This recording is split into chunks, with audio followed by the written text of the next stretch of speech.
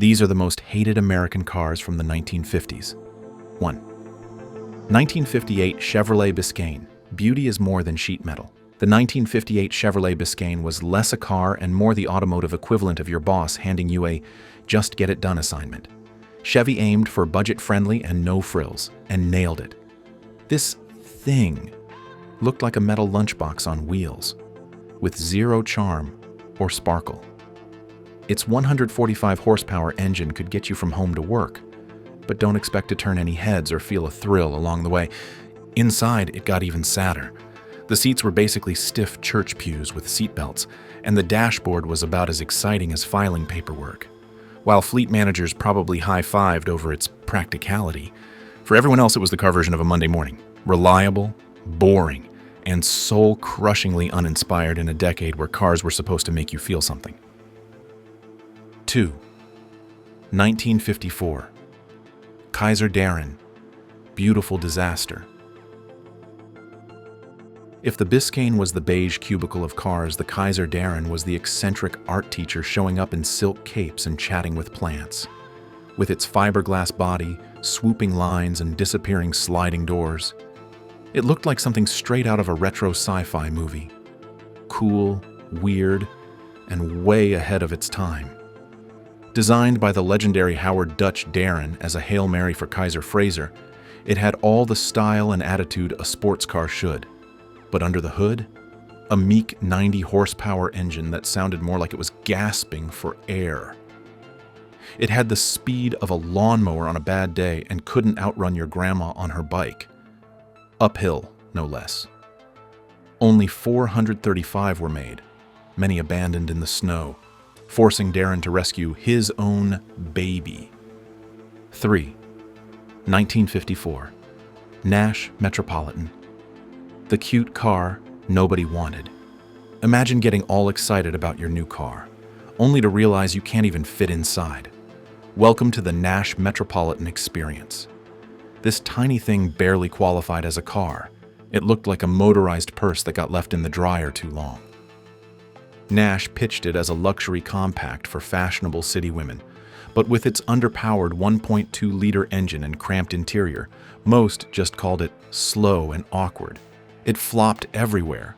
Too small for Americans, too pricey for Europeans. Basically, it was trying way too hard to be fancy and ended up looking like you showed up to a black tie event in a glittery bathrobe. 4. 1958 Edsel Corsair. The $400 million mistake. Has any car ever face-planted harder than the Edsel Corsair? Ford poured a jaw-dropping $400 million into building the next big thing, only to lose most of it when the car flopped harder than anyone thought possible. Named after Henry Ford's son, the Corsair rolled out with a bizarre horse-collar grille that people compared to everything from toilet seats to less polite things. But the real problem? It was all hype, no substance.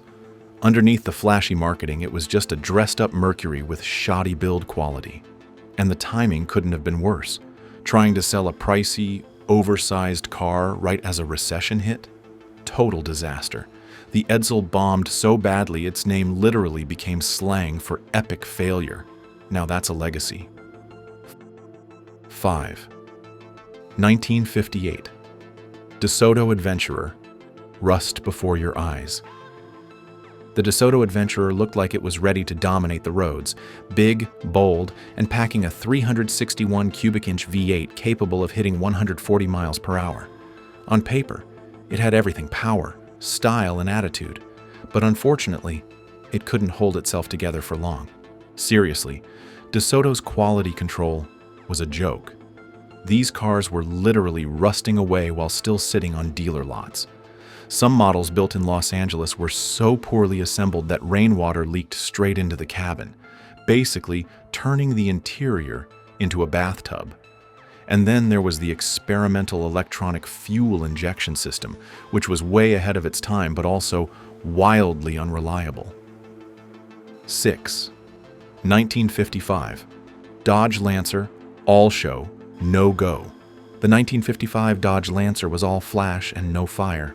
With its bold forward-look styling, killer tail fins, and enough chrome to blind you, It looked like it was ready to rocket off the lot, but popped the hood and hit the gas. Suddenly, that rocket ship felt more like a golf cart on a lazy Sunday drive.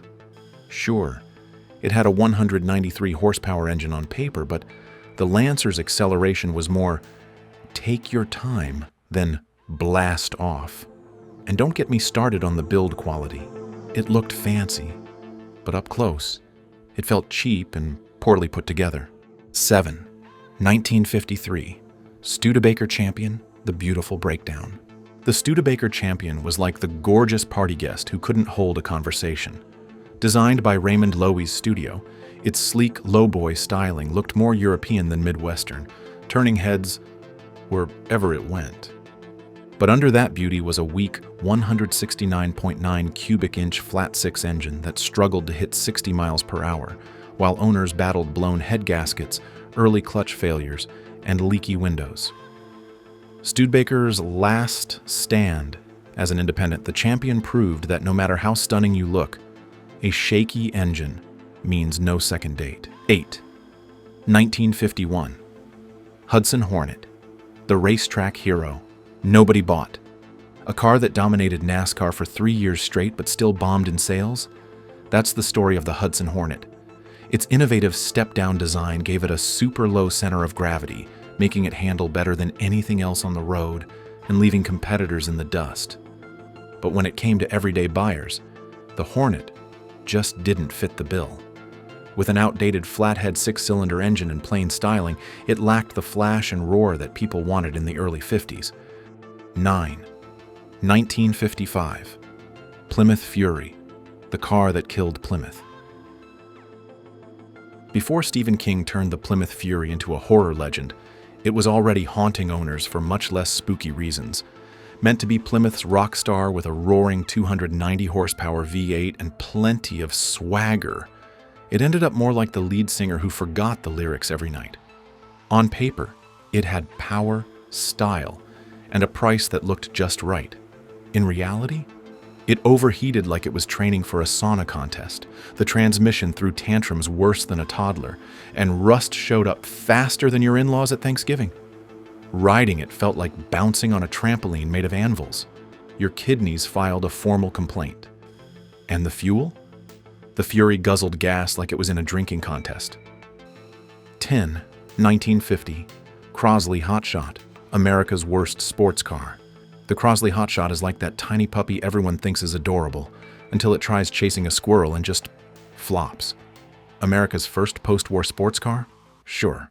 Probably its worst? Also true. Built by radio mogul Powell Crosley Jr., it weighed less than a big dog and looked more like a toy than a real car. Under the hood, it had a laughably small 0.75-liter engine pushing just 26 horsepower, hitting 60 miles per hour in a snail-paced 28 seconds. The engine was made from stamped tin instead of cast iron, so when it overheated, which happened often, the brazed joints would basically explode. 11. 1957 King Midget Model. 3. The car that wasn't. Is it even a car if it's barely bigger than the lawnmower that powers it? That's the King Midget Model 3. A tiny little creation dreamed up by two Ohio buddies who basically thought, let's build a souped-up go-kart and call it a car. The 57 Model 3 came with fancy stuff like four-wheel brakes and a whopping 9.2 horsepower engine. Yep, 9.2 horses. Not exactly muscle car material. Over time, it got aluminum doors and upgraded from 6 to 12 volts. 12th. 1954. Hudson Jet. The $16 million mistake. Topping our disaster list is the 1954 Hudson Jet, the car that basically took down an American legend. Hudson's CEO, A.E. Barrett, poured $16 million into this compact, betting Americans were ready to shrink their rides. What makes these 12 cars unforgettable isn't just how badly they failed, but what they say about 50s America. Big dreams, bigger flops, and a love for style over sense. Funny enough, some of these disasters are now prized collectibles, proof that even failure can be legendary. So, which of these famous flops would you dare to drive? Drop your picks in the comments below.